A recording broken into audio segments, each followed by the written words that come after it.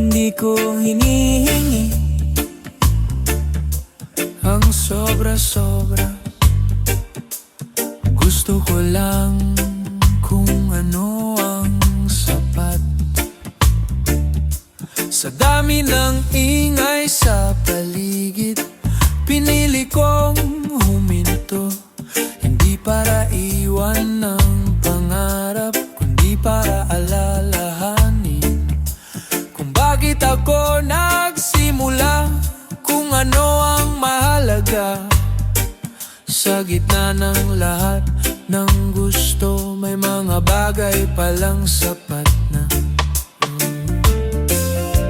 Hindi lahat ng kulang ay kailangang punuin. Minsan sapat na napayapa